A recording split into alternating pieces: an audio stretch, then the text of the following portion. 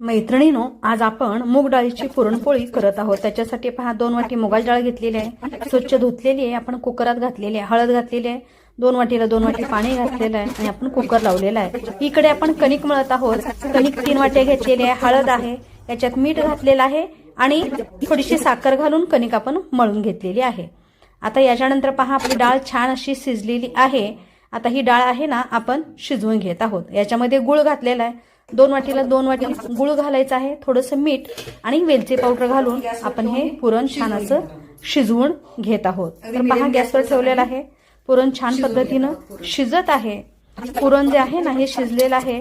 आता आपण खाली उतरत आहोत। याच्यानंतर आपण जी आमटी आहे ना ती आमटी फोडणीला घालत आहोत येळवणीची। तर पहा डाळ पाण्यात मिक्स करून घेतलेली आपण आमटी फोडणी घालत आहोत। त्याच्यामध्ये जिरं, मोहरी, कढीपत्ता, लसूण खोबरं घातलेलं आहे, तिखट घातलेलं आहे आणि आपण जे पाणी केलं ना डाळीचं ते याच्यात ओतलेलं आहे। तर आमटी छान पद्धतीनं आपली तयार झालेली आहे। आपण आता बटाटी भाजी आहे ना ती करत आहोत। याच्यामध्ये जिरं, मोहरी, कांदा आणि लाल मिरची घातलेली आहे, थोडंसं आपण ओवाही घातलेला आहे, मीठ घातलेलं आहे आणि हळद घातलेलं आहे। पहा छान असं भाजलेलं आहे। याच्यात 2 चमचे आपण पाणी घालायचं आहे, पाणी घातल्यामुळे भाजी छान अशी होते।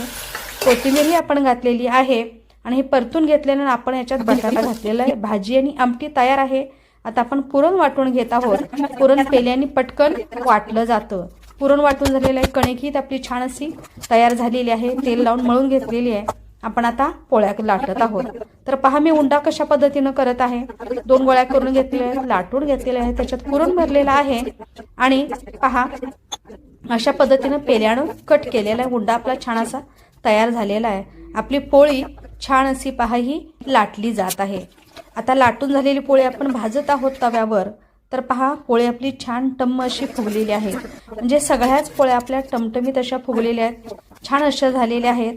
तर अशा प्रकारे आपला सगळा स्वयंपाक झालेला आहे आणि अशा पद्धतीने आपण हे ताट जे आहे ना ते भरून घेतलेलं आहे। पहा खूप छान 5 पक्वान्न तयार।